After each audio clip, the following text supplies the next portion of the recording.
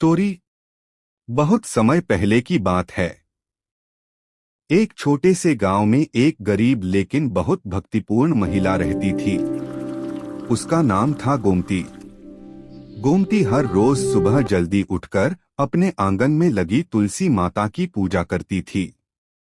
गोमती के घर में ज्यादा धन नहीं था, लेकिन उसकी भक्ति सच्ची थी। वह तुलसी के पौधे को जल चढ़ाती, दीपक जलाती और भगवान का नाम लेकर प्रार्थना करती।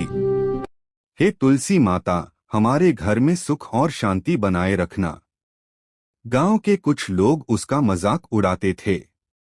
वे कहते थे, इतनी पूजा करने से क्या मिलेगा? लेकिन गोमती कभी किसी की बातों से दुखी नहीं होती थी। वह रोज उसी श्रद्धा से तुलसी माता की पूजा करती रही। एक दिन गांव में बहुत बड़ा सूखा पड़ गया। खेत सूख गए, लोगों के घरों में अन्न खत्म होने लगा।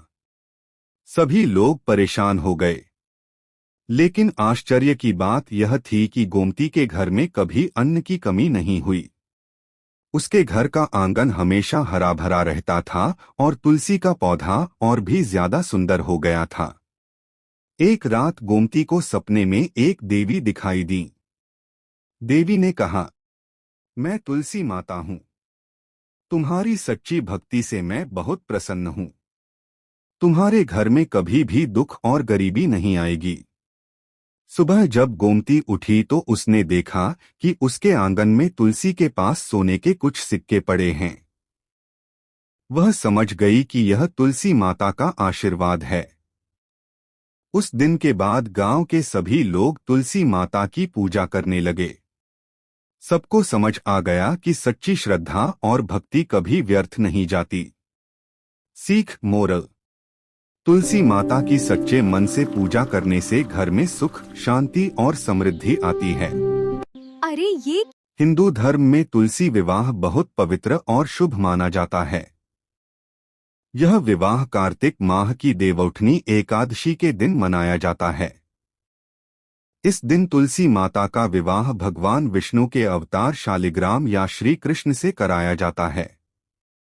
तुलसी विवाह की कहानी। बहुत समय पहले एक परम भक्त लड़की थी जिसका नाम वृंदा था। वह भगवान विष्णु की बहुत बड़ी भक्त थी।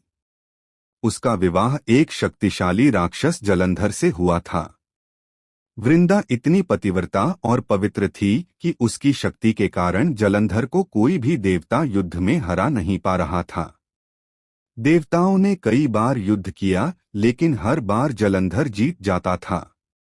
तब देवताओं ने भगवान विष्णु से मदद मांगी। भगवान विष्णु ने जलंधर का रूप धारण करके वृंदा की तपस्या को भंग कर दिया। जब वृंदा